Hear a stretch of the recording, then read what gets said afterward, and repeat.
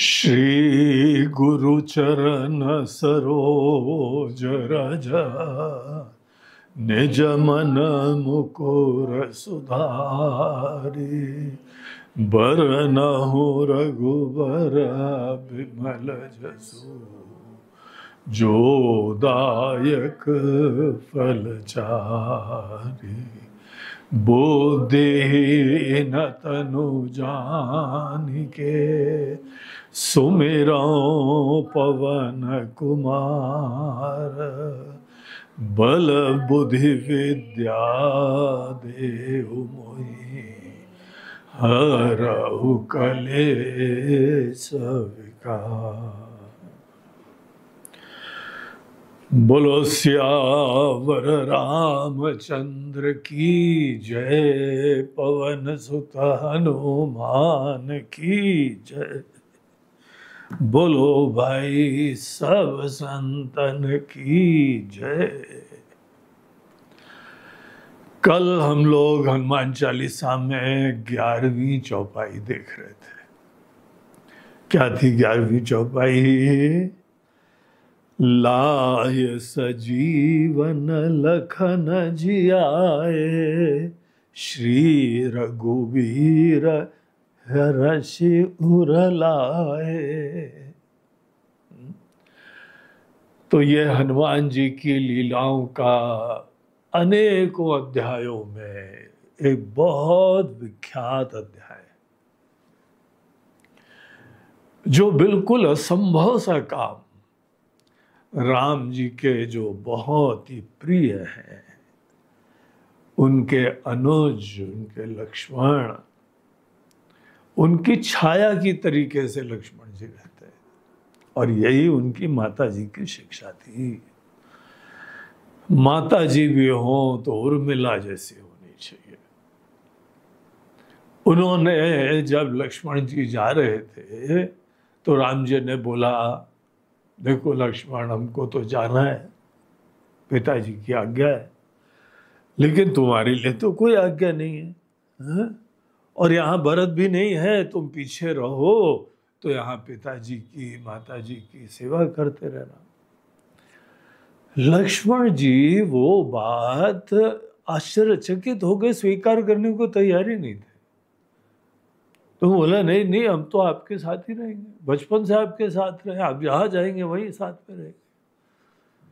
तो फिर फाइनली राम जी ने बोला, जाओ अपनी माता जी से आज्ञा लो जाके, अगर माता जी बोल देंगी तो ठीक है, हम ले चलेंगे, तो हम नहीं ले जाएंगे। अब लक्ष्मण जी को बड़ा धर्म संकट होगा। ये माताएं तो बहुत ही जो है मन के अंदर बड़े माया मोह वाली होती हैं, तो उनसे आज्ञा कैसे ले? तो गए उनके पास और बोला, माता जी आप सब जानती हैं, अब राम जी जा रहे हैं तो हमको भी जाना है, क्या आज्ञा है आपकी? माता जी गुस्सा गई, बोले, लक्ष्मण जी तुमने पूछने की जरूरत कैसे महसूस करी? जहां राम है वहां तुम्हारा जीवन है, उनकी सेवा के लिए ही तुम्हारा जीवन है। देखो, कोई व्यक्तिगत माया मोह नहीं। उन्होंने लड़के के लिए जो उचित है, अच्छा है, कल्याणकारी है, वो अपने मोह प्रेम से भी ज्यादा सर्वोपरि देखा। ऐसी माताएं ही राम और लक्ष्मण को जन्म देती है। तो बड़े खुश हो गए, उन्होंने प्रणाम करा उनको और दौड़ के आके राम जी से बोला कि बस, माता जी ने तो बोला, प्रश्न क्यों करा, तुमको तो वहीं जाना है जहां राम। और ये कहा जाता है कि लक्ष्मण जी 14 साल तक सोए नहीं, और पत्नी भी उनकी नई नहीं थी, कोई ऐसी थोड़ी बहुत पुरानी थी। बाकी सबकी पत्नियों की तरह से वहां पे उनकी शादी हुई थी। सीता जी की छोटी बहन थी, और जितने भाई थे सबके वहां पे शादी हो गई। मैका भी एक ही जगह, ससुराल भी एक ही जगह। तो वो कोई बहुत पुरानी बात नहीं थी। लेकिन लक्ष्मण जी अभी अपनी स्त्री के साथ रह के गृहस्थी का सुख से ज्यादा राम जी की सेवा, धर्म का काम, वो कार्य करने के लिए लक्ष्मण जी समर्पित थे। सदैव राम जी की सेवा के लिए उनके पैर दबाना, उनके भोजन की व्यवस्था करना, जंगल से फल फूल ले आना, लकड़ी ले आना और सब। और 14 साल तक उन्होंने सीता जी की शक्ल तक नहीं देखी थी। वो तो तब पता लगा जब सीता जी के गहने मिले। इधर उधर जो है ना जब पड़े, जो मिले, फिर बाद में लक्ष्मण जी को दिखाए गए, देखो लक्ष्मण ये सीता जी के हैं। लक्ष्मण जी बोलते हैं हमने माता जी के चरणों के अलावा कोई चेहरा देखा ही नहीं आज तक। क्या लक्ष्मण जी भी थे, अद्भुत चरित्र उनका। और कोई आश्चर्य नहीं है कि राम जी के अंदर लक्ष्मण जी के प्रति बहुत स्नेह था, उनकी छाया थे, उनका प्राण थे मानो। ऐसे लक्ष्मण जी है। रामायण के अंदर पुत्र कैसा होना चाहिए, भाई कैसा होना चाहिए, पति कैसा होना चाहिए, सब रिश्तों के बारे में हमको आदर्श दिखाए गए। तो लक्ष्मण जी जैसा भाई, भरत जी जैसा भाई। अगली चौपाई आती, देखिए भरत जी का चर्चा आती है। तो इस तरीके से ये लक्ष्मण जी बहुत बलवान थे, भगवान को भी बहुत विश्वास था। लेकिन विभीषण ने आके राम जी को बताया कि महाराज जी, हे राघवेंद्र, आप वो क्या नाम है, मेघनाथ, इंद्रजीत, उसको कम मत आंकना। इंद्रजीत जब से नाम पड़ा है वो बादलों में ऐसे एक हो जाता है, छुप जाता है। इंद्र देवता का डिपार्टमेंट है, पानी, बादल। और इंद्र देवता को जीतने के बाद वो जो है बादलों में अदृश्य हो जाता है, कहां छुपा हुआ है दिखता ही नहीं है। और उसके उपरांत कहां से बाण मारेगा, क्या मारेगा, आदमी दिखे, दुश्मन को देखे तो उसको निपटे। तो उसने ऐसे ही करा। लक्ष्मण जी के ऊपर उसने एक बहुत जो है भयंकर शक्ति भी पहले चलाई, विशेष रूप से देवताओं से प्राप्त करी हुई थी। लक्ष्मण के पास गई और वो शक्ति फेल हो गई। तो ऐसे लक्ष्मण जी थे। तो उसने सोचा ये काम नहीं चलेगा, हमको नागपाश, ये जो है ना वीर घातिनी, प्राण घातिनी, ऐसी शक्ति लक्ष्मण जी के ऊपर चलानी पड़ेगी। तब तक राम जी भी आ गए। विभीषण ने उनको बताया कि प्रभु आपको भी चलना पड़ेगा, लक्ष्मण जी का जो है जीवन खतरे में है, आप कभी मत जो है इंद्रजीत को हल्के में लो। तो उन्होंने बताया, राम जी भी आ गए। और इंद्रजीत ने सोचा क्या मौका है, उसने ऐसी जो है नागपाश फेंके कि राम जी और लक्ष्मण जी दोनों फंस गए, उसी नागपाश में बंध गए।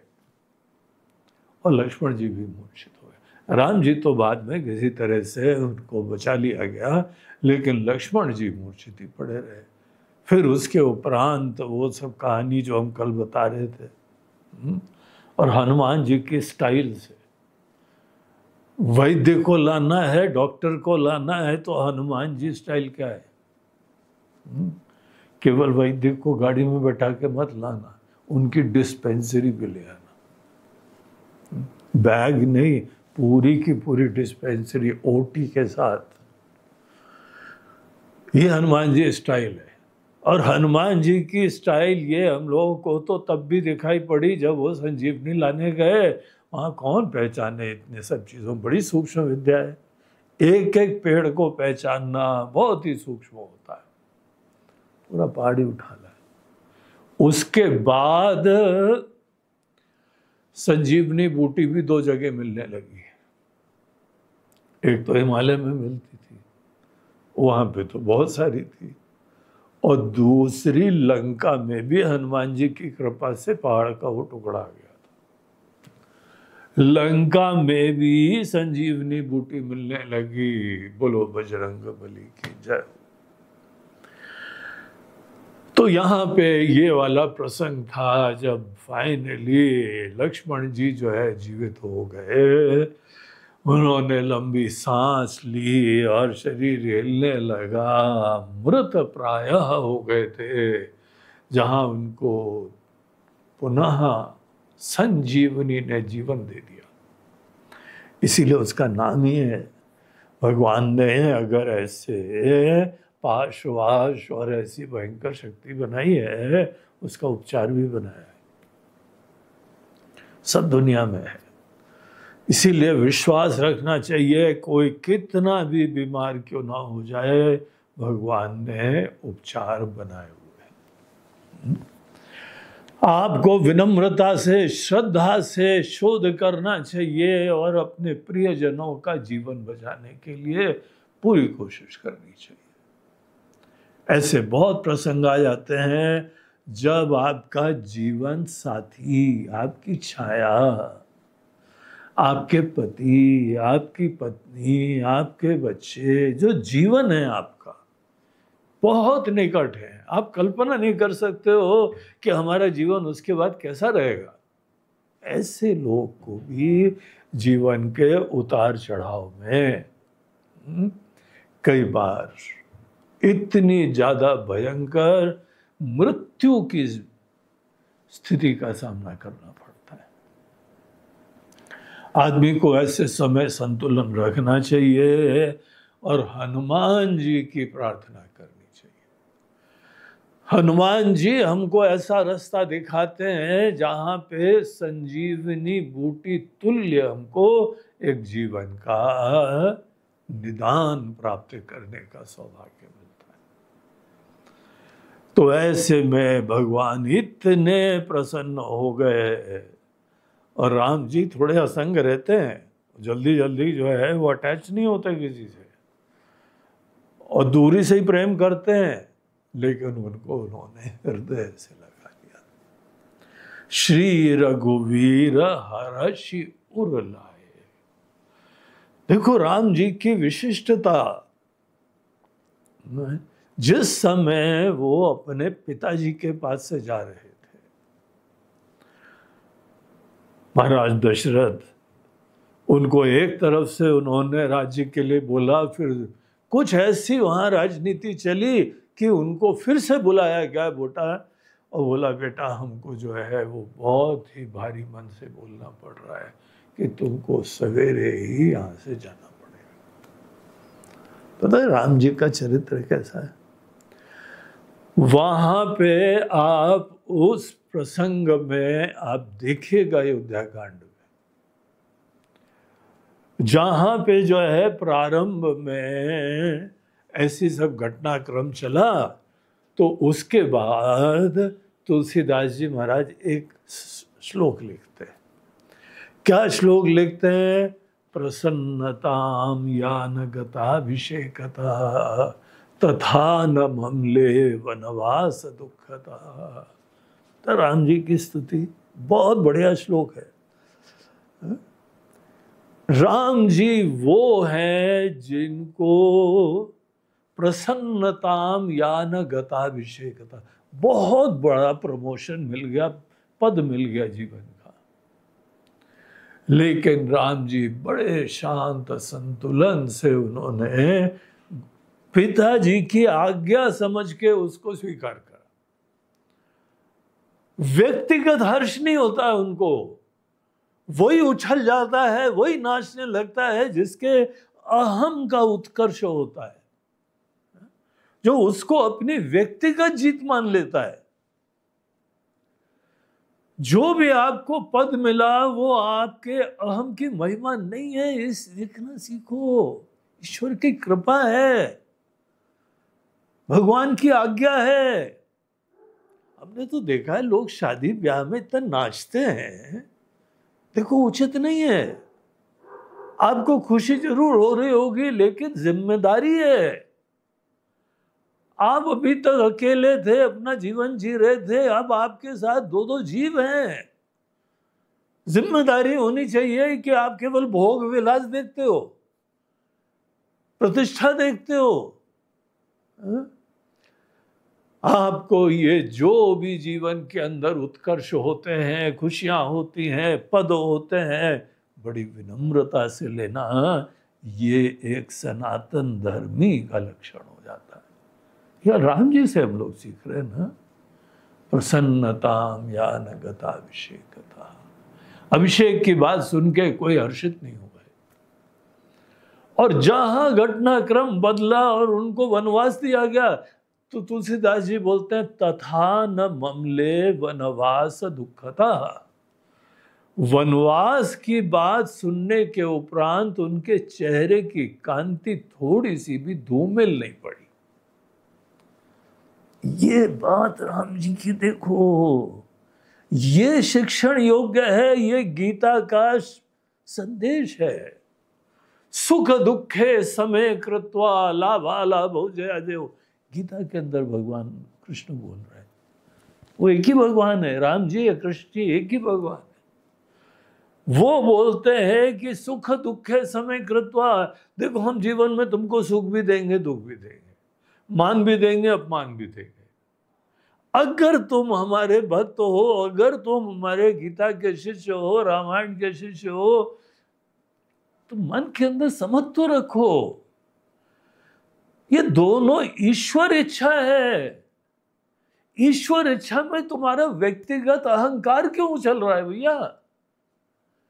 अहंकार उसका उछलता है जो खुशियों में व्यक्तिगत हर्ष की प्रधानता रखता है, और वो व्यक्ति मोरोज हो जाता है, शोकाकुल हो जाता है, ढीला पड़ जाता है जो उसको व्यक्तिगत मुसीबत समझता है।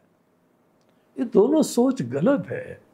ये हम लोग का सनातन धर्म नहीं है। जो लोग भी ये सब करते हैं वो लोग विचारों ने शास्त्र नहीं पढ़े, गीता नहीं पढ़ी है, रामायण नहीं पढ़ा है, राम जी का चरित्र नहीं देखा है उन्होंने। ऐसे राम जी जो वहां पे राजगद्दी हो या घर छोड़ना हो, महल की खुशियां छोड़ना हो, कुछ नहीं फर्क पड़ा। ना हर्षित हुए, न शोकाकुल हुए, समत्व से ग्रहण करा उसको, क्योंकि सब चीज में कोई ईश्वर का प्रयोजन है। सब चीजों में कोई ना कोई दुनिया के लिए आशीर्वाद होता है। अगर राम जी वनवास नहीं गए होते, कितने ऋषि मुनियों को दर्शन नहीं हुआ होता, कितने राक्षसों का संहार नहीं होता, दंडकारण्य में जाना असंभव होता, रावण का वध नहीं होता, दुनिया के अंदर तीनों लोकों में हाहाकार मचा हुआ था जिन दानवों के वजह से, उनकी समाप्ति नहीं होती।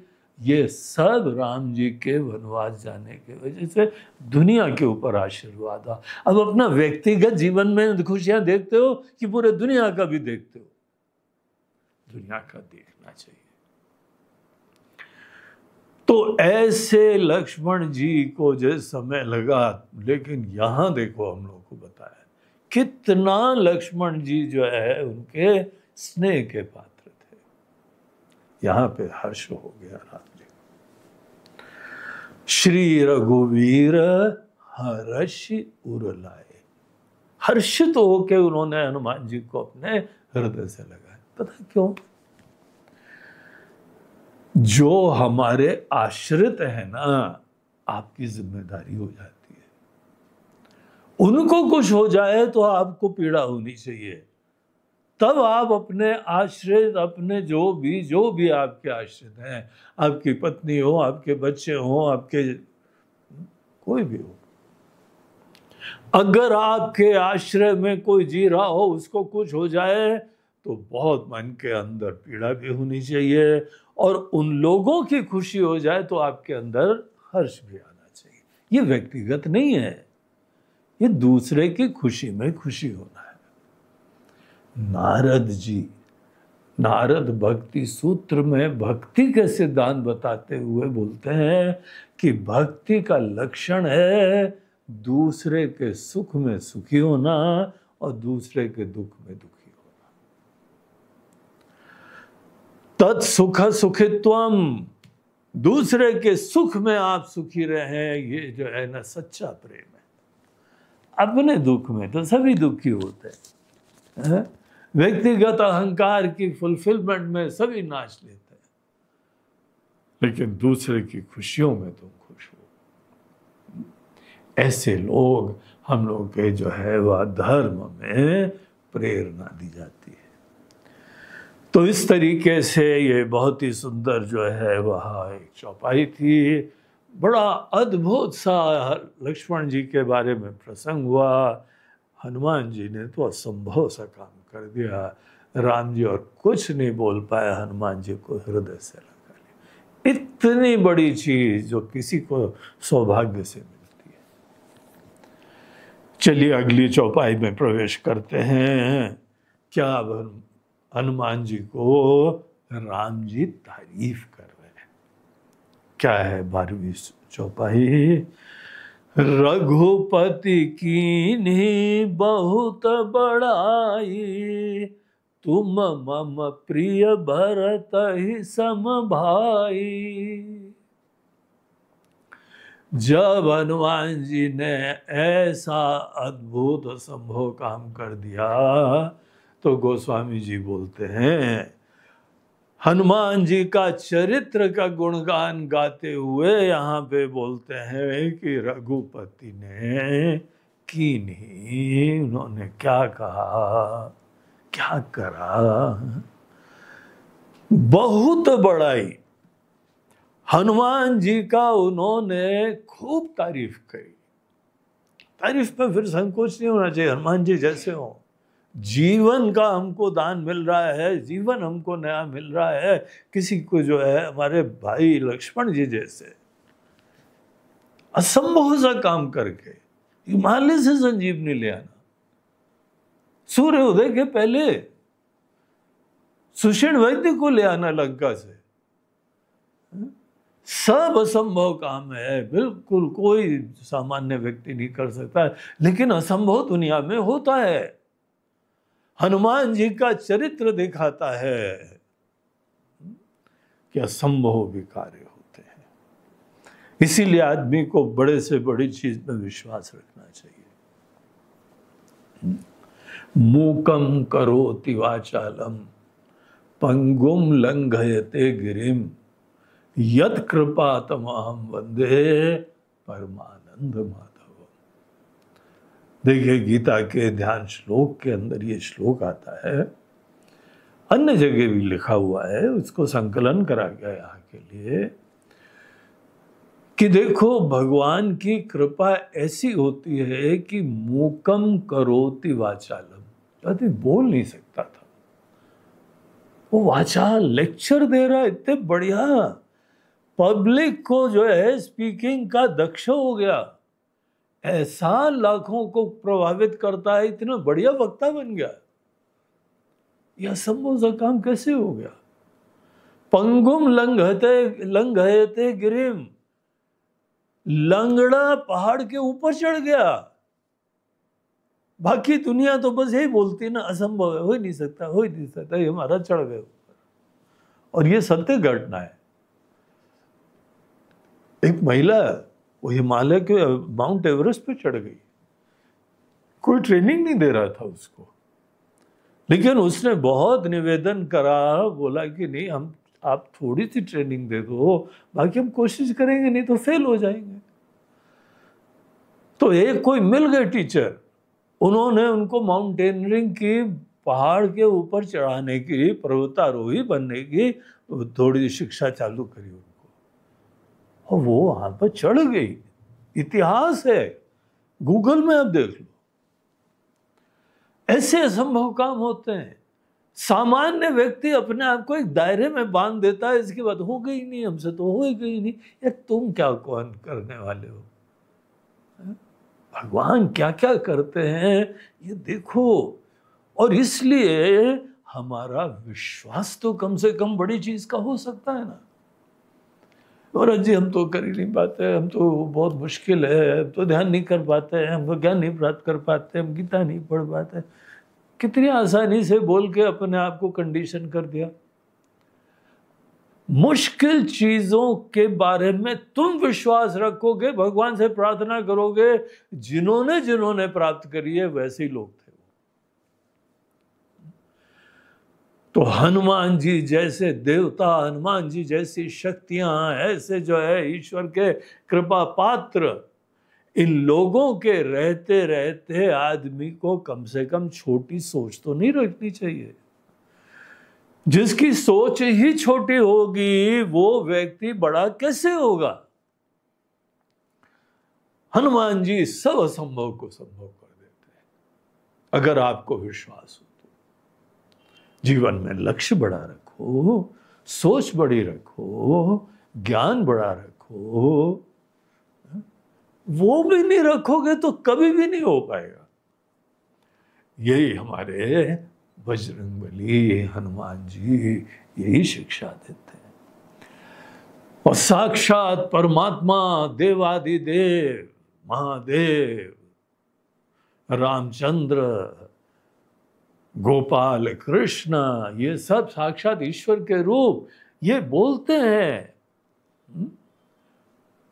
जैसी तुम्हारी श्रद्धा है वैसा तुम्हारा जीवन हो जाएगा। सोच रखो। यो यश श्रद्धा सहे वसा, गीता चैप्टर 17, वहां भगवान कृष्ण बोल रहे हैं, अगर तुम्हारे अंदर बड़ी सोच का साहस होता है तो हम उसको सच बना सकते हैं। तो हनुमान जी जैसी शक्तियां दुनिया में विराजमान है। भगवान उनको गले से लगा लेते हैं, भगवान के प्रिय है। और भगवान ने उनकी तारीफ बहुत प्रकार से करी। उसमें एक सबसे बड़ी चीज पता क्या बताई उन्होंने? तुम मम प्रिय भरत ही सम भाई। हनुमान, तुमको पता है दुनिया में हमारे लिए सबसे प्रिय कौन है? लक्ष्मण जी के सामने भी कई बार बोला, तुम लक्ष्मण से भी ज्यादा प्रिय हो। कई बार सोचो लक्ष्मण जी को कैसा फील होता होगा। लक्ष्मण जी को फील कैसा होता होगा, ये लक्ष्मण जी के स्वभाव चरित्र से पता लगता है। कभी उनकी भक्ति सेवा में कमी नहीं आई, बल्कि लक्ष्मण जी का चरित्र आप पढ़िए ध्यान से। अनेकों महात्माओं ने केवल एक एक पात्र का चरित्र लिखा हुआ है। उसमें एक जगह तो बताया लक्ष्मण जी का दृष्टिकोण ये होता था, अगर राम जी की कोई भी सेवा करे, हमसे ज्यादा सेवा करे तो ईर्ष्या नहीं होगी, खुशी होगी। ये लक्ष्मण जी थे। लेकिन राम जी के हृदय में भरत के प्रति क्या भावना है, ये सब भाई बड़े अद्भुत है। बोलते हैं कि हमारे हृदय में सदैव भरत की याद आती है। हम और किसी का स्मरण नहीं करते, सीता जी का नहीं करते थे इतना ज्यादा जितना भरत का करते। वैसे सीता जी साथ ही में थी, जब अपहरण भी हो गया तो भी उनको सबसे ज्यादा याद भरत की आती थी, क्योंकि भरत जैसे भाई बहुत सौम्य, सरल, शिष्ट, संकोची, सेवाभावी, धर्मनिष्ठ, राम राज्य की स्थापना तो भरत ने करी। 14 साल रूल ऑफ द लॉ, धर्म का रूल जो है वो भरत ने स्थापित करा।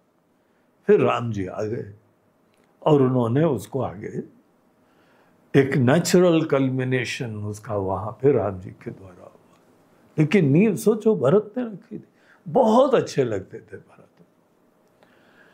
तो यहाँ हनुमान जी की तारीफ में क्या कहा, तुम मम प्रिय भरत ही सम भाई। भरत तो सबसे ज्यादा प्रिय हैं, और आज से तुम हमको, आज से ही नहीं वैसे तो सदैव, लेकिन आज तुम्हारे सामने हम बोल रहे हैं भरत जैसे तुम प्रिय हो। भरत से ज्यादा नहीं कहा, भरत ही सम भाई, उनके सम। समान। और हनुमान जी जब सुनते थे तो क्या करते थे, उनकी पूंछा खड़ी हो जाती थी क्या? मूछ तो होती नहीं, बाकी लोग मुंह छेड़ने लगते, हनुमान जी संकोची हो जाते हैं, आंख झुका के भगवान को प्रणाम करते हैं, बोलते भगवान हम कुछ नहीं हैं, बंदर हैं, वानर हैं, आप सेवा करते रहते हैं, उछलते रहते हैं इधर से उधर, आपका बड़प्पन है। ऐसे राम जी, ऐसे हनुमान जी। केवल राम जी ही नहीं, अगली चौपाई में बोलते हैं कि शेष नाग जी भी जो है वह आपका यश गाते हैं। तो कल हम लोग ये जो है वो अगली चौपाई देखेंगे। आज हम लोग अपने सिस्टम के अनुरूप अगली चौपाई का पाठ कर लेते हैं। सहस बदन तुम रोजस गावे, अस कही श्रीपति कंठ लगावे। सहस बदन, सहस्र मुख वाले शेषनाग आपका यश गान गाते, वो भी धन्य होके यश गान गाते। तो ये अगले चौपाई का विषय है जो हम लोग कल देखेंगे। बोलो सियावर रामचंद्र की जय, पवन सुत हनुमान की। बोलो भाई सब संतन की जय। नमः पार्वती पतये, हर हर महादेव।